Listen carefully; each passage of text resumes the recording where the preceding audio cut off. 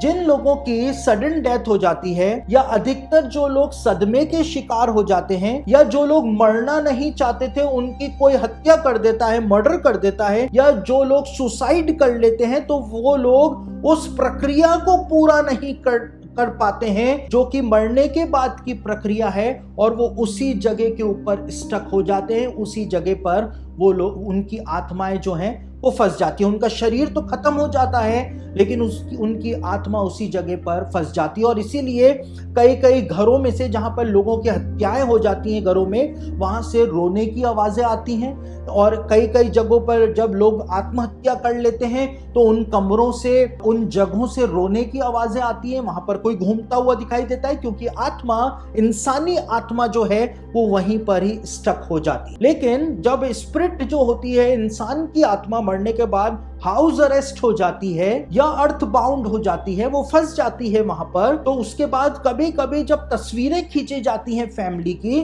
तो उन फैमिली की तस्वीरों में वो व्यक्ति की आत्मा जो है वो खड़े हुए दिखाई देती है। महाराष्ट्र की वो लेडी है, प्राइवेसी की वजह से उनका नाम, पता, ठिकाना मैं कुछ भी नहीं बता सकता हूं, लेकिन उन्होंने एक तस्वीर मुझको भेजी। जब उन्होंने उस तस्वीर को खिंचवाया, उनके पति की मृत्यु हो चुकी थी कई साल पहले, लेकिन कई साल बाद जब उस तस्वीर को खींचा गया तो तस्वीर में पीछे की तरफ वो घर के बाहर खड़ी हैं, और जाली के दरवाजे में से पीछे की तरफ एक साया जो है, सफेद साया जो है वो खड़ा हुआ दिखाई दे रहा है। वो बताती हैं कि वही, वो पूरा स्ट्रक्चर जो है, शक्ल सूरत जो है, वो उनके पति की है। उनके पति जो है तस्वीर में घर के अंदर खड़े हुए दिखाई दे रहे हैं। क्यों दिखाई दे रहे हैं? क्योंकि उसी घर के अंदर उनके पति जो थे उन्होंने आत्महत्या करी थी, उन्होंने सुसाइड किया था। तो अर्थ बाउंड या हाउस अरेस्ट जो है स्प्लिट हो जाती